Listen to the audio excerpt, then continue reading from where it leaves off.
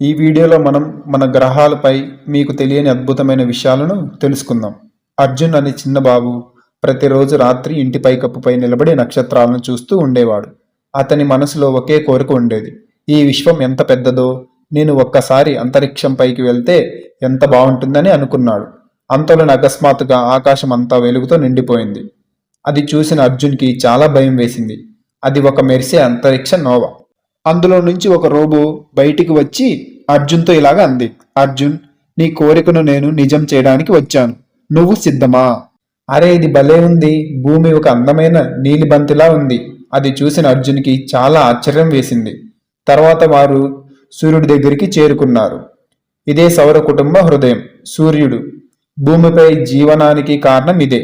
తర్వాత వారు బుధుడి వైపు వెళ్లారు. ఇది చిన్న రాతి గ్రహం. ఆ గ్రహం అంతా గుంతలతో నిండిన ఉపరితలం. పగలు మండే వేడి, రాత్రి గడ్డకట్టే చలి. తదుపరి గ్రహం శుక్రుడు. పసుపు రంగు, విషపూరిత మేఘాలు, అగ్నిలా మండే వాతావరణం. సౌర కుటుంబంలోనే అత్యంత వేడి ఉన్న గ్రహం ఇదే. రాకెట్ తిరిగి భూమి పక్కగానే వెళ్ళింది. అర్జున్ చాలా ఆనందంగా చూశాడు. జీవం ఉన్న ఏకైక గ్రహం మన భూమి. చాలా ఆనందపడ్డాడు. తర్వాత వారు మంగళుడు వైపు వెళ్లారు.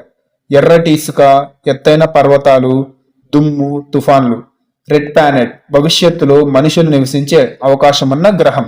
అనంతరం వారు గురుడు వైపు వెళ్లారు. అది పెద్దదిగా ఉంది. ఇందులో 1300 భూములు సరిపోతాయి అన్న మాట విన్న అర్జున్ ఆశ్చర్యపోయాడు. అక్కడి నుంచి శని దగ్గరకు వెళ్ళగానే అర్జున్ కళ్ళు పెద్దవయ్యాయి. అది బంగారు ఉంగరాలు గ్రహంలా మెరిసిపోయాయి. తదుపరి అరుణుడు, నీలి ఆకుపచ్చ గ్రహం, పక్కకు ఒరిగి తిరుగుతుంది. అది అర్జున్ని బాగా ఆశ్చర్యపరిచింది. ఆ తర్వాత వారు వరుణుడి దగ్గరకు వెళ్లారు. గాఢ నీలం రంగుల్లో బలమైన గాలులతో తుఫాన్లు నడుస్తున్నాయి. సౌర కుటుంబంలో అత్యంత వేగంగా గాలులు వీచేది ఇదే. చివరిగా నౌక తిరిగి భూమిపైకి వచ్చింది. అర్జున్ బయటికి అడుగు పెడుతూ నెమ్మదిగా చెప్పాడు, ఇది నా జీవితంలోనే అద్భుతమైన యాత్ర. విశ్వం ఎంత పెద్దదైనా ఆసక్తి ఉంటే ప్రతి ప్రయాణం మొదలవుతుంది.